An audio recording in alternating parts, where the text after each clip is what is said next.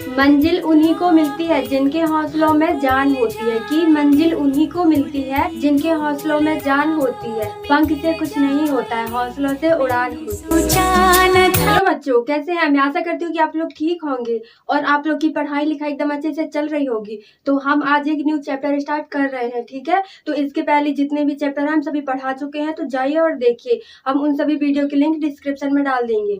तो चलिए आज का न्यू चैप्टर स्टार्ट करते हैं। क्या नाम है आज के चैप्टर का? त्रिकोणमिति के कुछ अनुप्रयोग, ठीक है। ये नो चैप्टर ये जो है उसका नाम है। तो ये जो दिया त्रिकोणमिति, ये आप लोग अध्याय 8 में भी पढ़ चुके हैं, ठीक है। तो उसके कुछ अनुप्रयोग बताना है। तो इसमें से कुछ जो महत्वपूर्ण क्वेश्चन है वो कौन कौन से हैं जो इसमें जानना जरूरी है। अगर आप लोग वो नहीं जान पाएंगे तो ये प्रश्नावली आप लोग को समझ में ही नहीं आएगी। तो चलिए हम एकदम रापची के स्टाइल में सीखेंगे।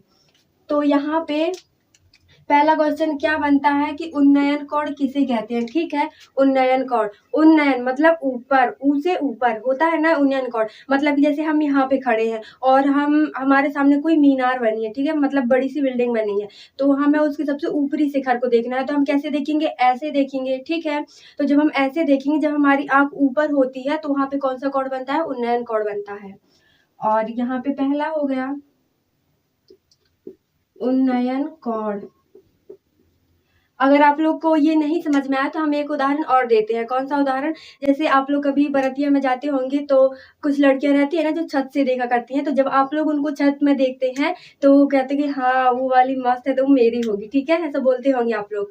तो ये जो है जब आप उनको देखेंगे तो क्या बनेगा? वहां पे उन्नयन कोण बनेगा। लेकिन वहीं जब वो लोग आपको देखेंगे कि हाँ ये भी मेरे लिए परफेक्ट है, तो फिर वहां क्या बन जाएगा? जब वो देखेगी, ठीक है, तो वहां से बन जाएगा अवनमन कोण बन जाएगा, ठीक है।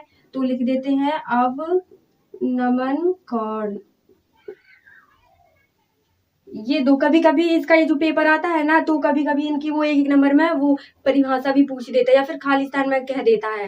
तो आप लोग इनके कुछ पॉइंट आज जब ये प्रश्नावली खत्म होगी ना तो लास्ट पेज में दिए हुए हैं, आप लोग उनको अच्छे से पढ़ लीजिएगा। और अब तीसरा पॉइंट क्या आता है? दृष्टि रेखा। दृष्टि रेखा, अब दृष्टि मतलब तो है ये कि हाँ हम तुमको देख रहे हैं, ये क्या हमारी दृष्टि है तभी ना देख रहे हैं। और रेखा मतलब कि हमारी दृष्टि, जैसे यहाँ हम यहाँ पे खड़े हैं और ये एक पेन हो गया, ठीक है। तो हमारी जो आंख है उसमें कहता है कि प्रेक्षक, ठीक है। तो ये जो हमारी आंख से हम इसे देख रहे हैं तो ये क्या हो जाएगा? ये वस्तु रखी है तो इसे क्या कह देंगे कि प्रेक्षक के आंख से, ठीक है, प्रेक्षक द्वारा देखी गई वस्तु को मिलाने वाली रेखा को क्या कहते हैं? दृष्टि रेखा कहते हैं, ठीक है। किताब में भी लिखी हुई है, आप लोग उसे अच्छे से देख लीजिएगा। तो ये जो तीनों पॉइंट है बहुत ही मोस्ट इम्पोर्टेंट है। क्या है?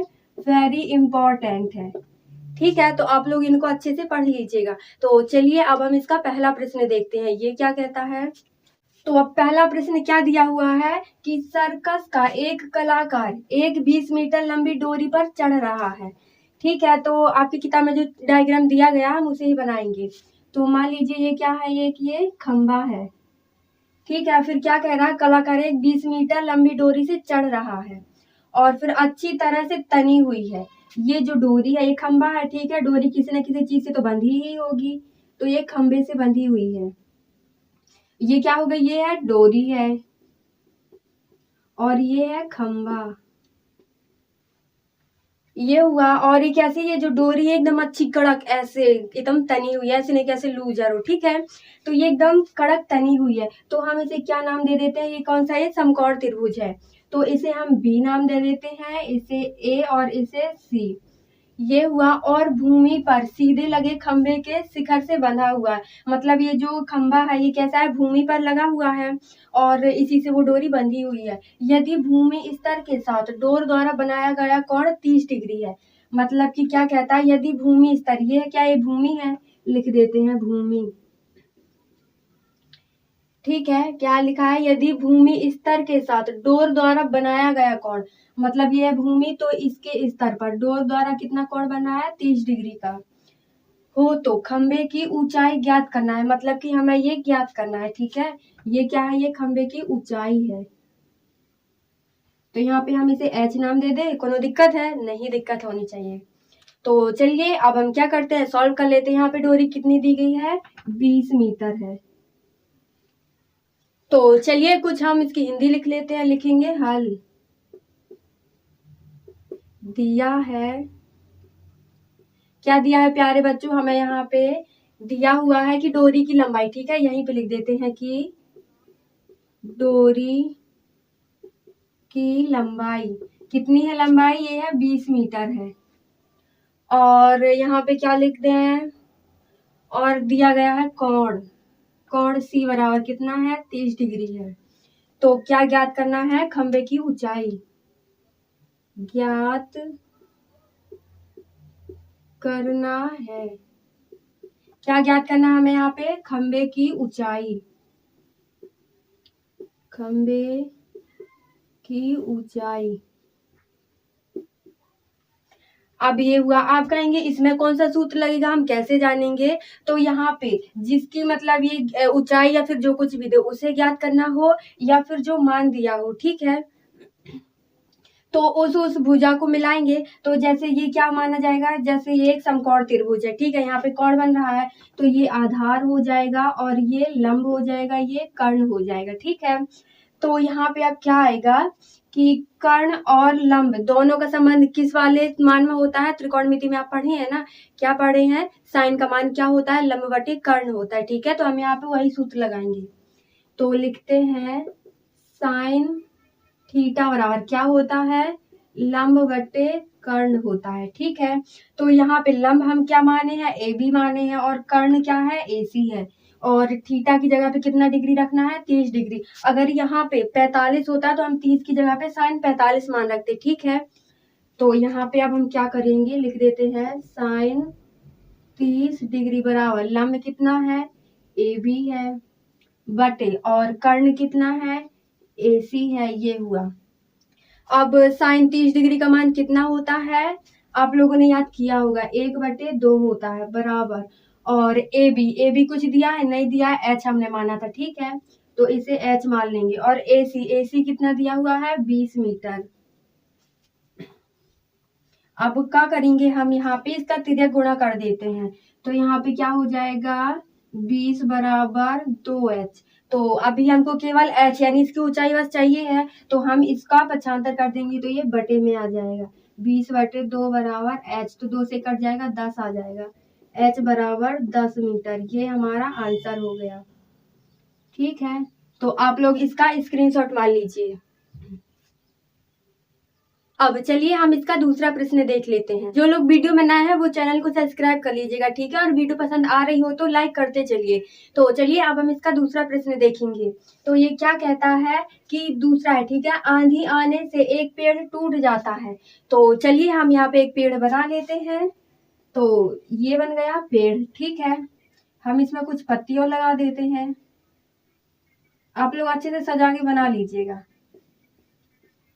ठीक है। ये पेड़ है, क्या टूट जाता है, और टूटा हुआ भाग इस तरह मुड़ता है, मतलब कि ये जो पेड़ दिया हुआ है, ठीक है, ये पेड़ दिया है, अब ये यहाँ से टूट जाएगा, तो यहाँ पे दूसरा इमेज कैसे बनेगा, तो ये यहाँ से ऐसा बन जाएगा। मान लीजिए इसमें ये पत्ती लगी हुई है, ठीक है, ये यहाँ से ऐसे टूट जाएगा। कहता है इस प्रकार मुड़ जाता है कि पेड़ का सिरा, मतलब कि जो ये सिरा है, सिरा जमीन को, ये है जमीन है, ठीक है, जब ये पेड़ यहाँ से टूटेगा तो इसका जो सिरा है जमीन को छू लेता है, छूने लगता है, और इसके साथ 30 डिग्री का कोण बनाता है। मतलब कि ये जो जमीन है, ठीक है, इसके साथ मिलके कितने डिग्री का कोण बनाता है, ये 30 डिग्री का। ये बन गया पेड़ के पाद बिंदु, ठीक है, मतलब कि ये जो पेड़ है, पाद बिंदु मतलब जमीन में ना चलेंगे, यहाँ पे कुछ लोग और ही कुछ समझने लगते हैं, ठीक है। तो मतलब पाद मतलब होता है चलना, तो ये यहाँ से कितना दिया हुआ है, 8 मीटर दिया है।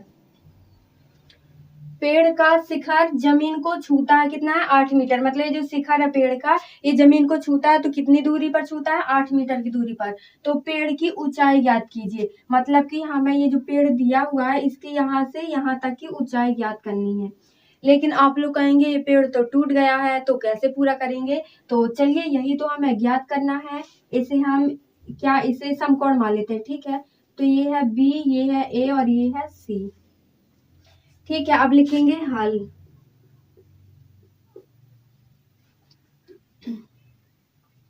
आंधी आने से एक पेड़ टूट जाता है, ठीक है। तो ये क्या है, ये ऊंचाई है, ठीक है। यहाँ से यहाँ ये पूरी ऊंचाई है। तो यहाँ पे हम सबसे पहले क्या करेंगे, जो जो दिया हुआ है पहले लिख लेते हैं, माना कि, क्योंकि हमने सब तो माना, उसमें तो एक पेड़ दिया हुआ है, तो लिखेंगे माना कि ए बी क्या है, पेड़ का आधा भाग, ए बी पेड़ का आधा भाग, और ए सी क्या है, पेड़ का टूटा हुआ भाग, टूटा हुआ भाग है, ठीक है। और यहाँ पे जो BC है ये क्या है, भूमि है, तो लिख देंगे भूमि का स्तर। तो BC बराबर भूमि का स्तर, ये हुआ।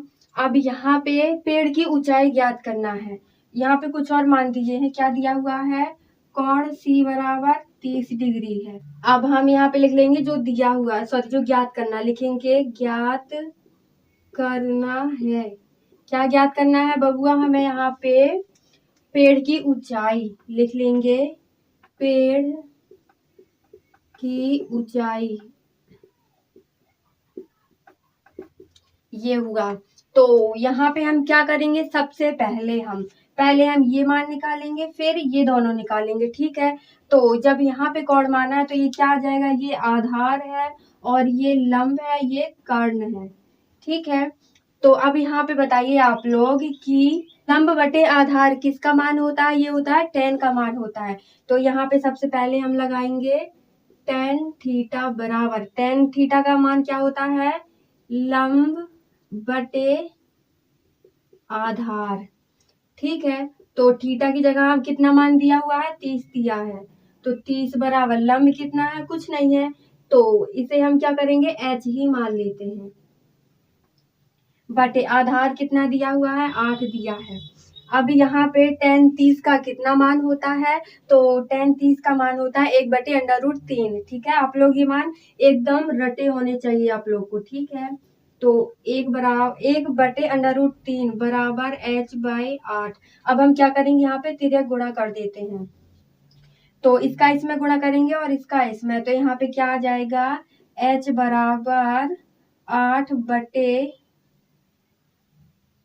यहाँ पे क्या आ जाएगा, इसका इसमें गुणा करेंगे तो पहले आ जाएगा 8 बराबर √3h। अब केवल हमें h का मान चाहिए है, ठीक है, तो हम इसे बटे में भेज देंगे, तो 8 बटे √3 बराबर h, ये मान आ जाएगा, ठीक है। ये इसे समीकरण 1 मान लेते हैं।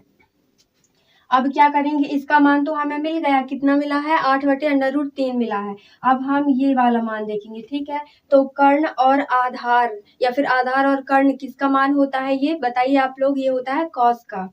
तो यहाँ पे लगाएंगे कॉस थीटा बराबर आधार बटे कर्ण, ठीक है। तो कॉस थीटा की जगह पे कितना रखेंगे, 30 डिग्री, थीटा की जगह पे कितना रखेंगे मान, 30 डिग्री बराबर ए, जो आधार है, आधार कितना है, BC है, तो BC लिख देंगे, कर्ण कितना है, AC है।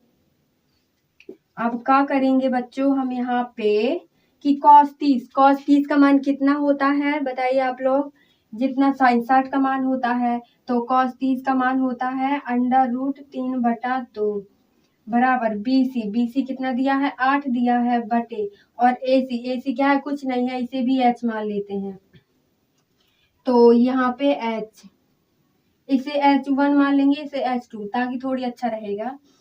तो यहाँ पे इसका जब हम तिर्यक गुणा करेंगे तो क्या आ जाएगा, H2 √3 बराबर, इसका इसमें गुणा होगा तो 8 दूनी 16 आ जाएगा। अब H2 बराबर, ये बटे में चला जाएगा, ठीक है, जब हम इसका पक्षांतर करेंगे तो 16 बटे √3, ये मान आ जाएगा, ठीक है क्या। लेकिन हमें तो पूरे पेड़ की ऊंचाई ज्ञात करनी है, तो क्या करेंगे, हम इन दोनों को जोड़ देंगे। तो जब हम जोड़ेंगे तो क्या आ जाएगा, यहाँ पे H1 + H2, तो H1 कितना मान दिया हुआ है, 8/√3 प्लस और h2 कितना दिया हुआ है 16/√3। अब जब हर समान होते हैं तो क्या करते हैं हम इन दोनों का एलसीएम ले लेते हैं। तो √3 और 16 में से 8 जोड़ेंगे तो क्या हो जाएगा यहाँ पे 24 आ जाएगा 24। अब यहाँ पे ये जो है इसका आंसर नहीं हुआ पूरा, ठीक है। तो हम यहाँ पे क्या करेंगे हर का परिमेयकरण कर देंगे। तो इसके बाद आप लोग एक स्टेप बढ़ा के लिखिएगा। हर का परिमेयकरण करने पर फिर गुणे √3/√3। तो जब हम 3 का 3 में मतलब अंडर से अंडर का गुणा करते हैं तो वो एक फुल बन जाता है। तो यहाँ पे क्या आ जाएगा 3 आ जाएगा और यहाँ से 24/√3। अब 3 से ये कट जाएगा कितना आएगा 8 से 24 मतलब कि यहाँ पे 8 आ जाएगा। तो इसका आंसर क्या आ जाएगा 8/√3। कहे में है मीटर में, ठीक है, ये यूनिट दी हुई है, ये आंसर हो गया। तो आप लोग इतने का स्क्रीनशॉट मार लीजिए। तो चलिए अब हम इसका चौथा प्रश्न देखेंगे क्योंकि ये जो तीसरा प्रश्न है वो इम्पोर्टेंट नहीं है, ठीक है। तो ये दिया हुआ है चौथा प्रश्न क्या कहता है कि भूमि के एक बिंदु से जो मीनार के पाद बिंदु से 30 मीटर की दूरी पर स्थित है, ठीक है। तो क्या कहता है भूमि के एक बिंदु से मतलब कि ये जो भूमि है, ठीक है, इसके एक बिंदु से मीनार के ये क्या कोई एक बिल्डिंग यानी मीनार खड़ी हुई है, ठीक है। इसके पाद बिंदु, पाद मतलब क्या होता है ये चलना, ठीक है, ये नीचे साइड। तो 30 मीटर ये लिख देंगे 30 मीटर की दूरी पर है। मीनार के शिखर का, ये शिखर का उन्नयन कोण 30 डिग्री है, ठीक है। जब ये कोई नीचे से देखेगा ऊपर को तो यहाँ पे कौन सा कोण बनेगा, यहाँ पे उन्नयन कोण कितना दिया हुआ है 30 डिग्री। अभी हमने बताया था ना उन्नयन कोण के बारे में, तो वही यहाँ पे दिया गया है। तो हम क्या करेंगे इसे हम बी मान लेते हैं यानी समकोण और इसे सी इसे ए मान लेते हैं। तो चलिए देरी किस बात की है, जब हमने यहाँ पे कोण माना है तो इसे आधार भी मान लेते हैं, इसे लंब और इसे कर्ण, ठीक है। तो क्या कहता है ऊंचाई मतलब कि हमें ये ज्ञात करना है। तो चलिए करिए लेते हैं, लिखेंगे हल। दिया है, क्या दिया है प्यारे बच्चों, यहाँ पे हमें दिया हुआ है कि भूमि से मीनार के पाद बिंदु की दूरी, लिख देते हैं भूमि से मीनार के पाद बिंदु की दूरी, कितनी दूरी है ये 30 मीटर है। और उन्नयन कोण दिया हुआ है, उन्नयन कोण कितना दिया हुआ है 30 डिग्री बराबर 30 डिग्री। और ज्ञात क्या करना है, ज्ञात करना है, यहाँ पे ज्ञात करना है मीनार की ऊंचाई, मीनार की ऊंचाई। तो चलिए हम इसको h मान लेते हैं, ठीक है। तो इसकी ऊंचाई ज्ञात तो कर लेते हैं।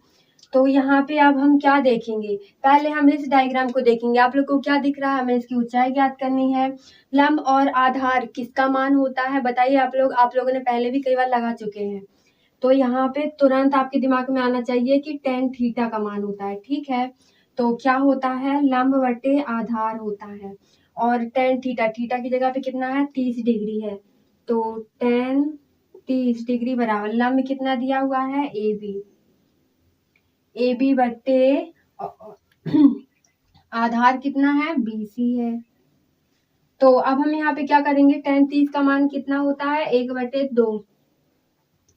tan 30 का मान कितना होता है, tan 30 का मान कितना होता है 1/√3। और AB को हम क्या माने हैं h माने हैं और BC कितना दिया हुआ है 30 मीटर। तो अब हम यहाँ से इसका तिर्यक गुणा कर देंगे तो यहाँ क्या आ जाएगा 30 बराबर √3h। तो हम ये जो 3 है इसका क्या कर देंगे पक्षांतर कर देंगे। तो यहाँ पे का आ जाएगा h बराबर 30/√3। तो अब हम यहाँ पे इसका फिर से हर का परिमेयकरण करेंगे। तो लिख देते हैं हर का परिमेयकरण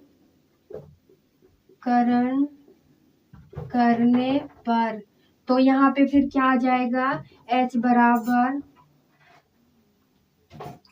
30/√3 गुणा 3/√3। तो ये दोनों मिलके क्या हो जाएगा, फुल हो जाएगा। और 30 इसका इसमें गुणा करेंगे तो 30/√3। तो 30 का इसमें भाग देंगे तो 10 बार में चला जाएगा। इसका आंसर क्या हो जाएगा, h बराबर 10/√3 मीटर। ये क्या है, ये ऊंचाई है। ठीक है, ये आंसर आ गया। तो आप लोग इसका स्क्रीनशॉट मार लीजिए। आप लोग को आज की वीडियो कैसी लगी, पसंद आई हो तो लाइक शेयर कमेंट करना मत भूलिएगा। तो चलिए मिलते हैं कल एक धमाकेदार नई वीडियो के साथ।